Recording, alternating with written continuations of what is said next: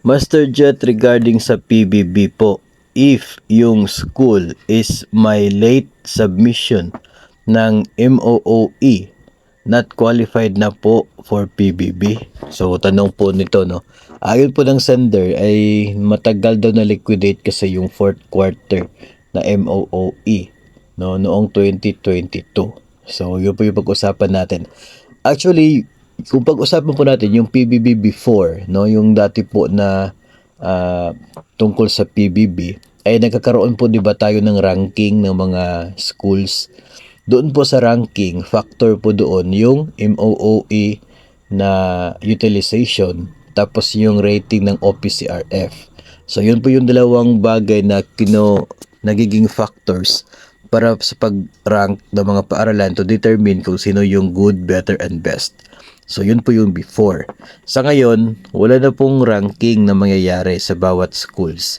No, so kung the moment na ang DepEd ay eligible, then it follows na lahat ng mga empleyado nila ay eligible din for as long as na-comply nila yung individual na requirements, individual eligibility nila.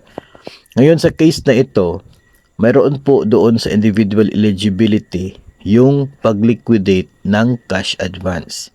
Kung tinutukoy po dito kasi is MOOE ng isang paaralan, so hindi naman po yung naka-cash advance sa pangalan ng teacher. Yun po ay naka-cash advance. Siguro noong 2022, no, baka sa pangalan pa ni school head, no, or sa pangalan ng school pero sa school head yung authorized signatory, no, authorized representative. So technically si school head talaga yung nag-cash advance for the MOOE.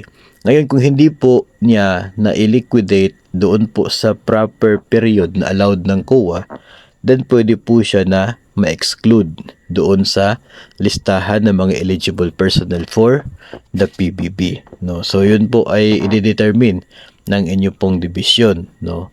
Ang nakikita natin dito, si teacher ay hindi po siya apektado, no, kasi hindi naman po siya yung responsible person sa cash advance, no. Hindi po si teacher.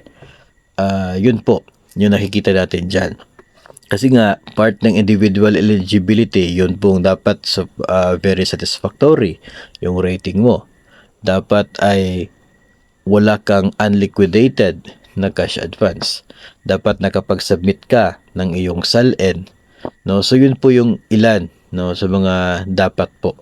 So si teacher, as long as nag-submit siya ng SALN at VS yung rating niya, hindi naman siya yung umawak ng cash advance, so I believe na included pa rin po siya, eligible pa rin siya. Yung school head niya na hindi nakapag-liquidate on time, siya yung pwede na ma-exclude galing sa listahan ng mga mula sa listahan ng mga eligible personnel. So wag po kayo mag-alala mga teachers dahil hindi naman po kayo apektado doon, no. Kung magkano po yung PBB ng DepEd, ganoon din po ang makukuha ninyo na percentage based on your basic salary, kasi yun na po yung nilalaman ngayon ng guidelines ng PBB.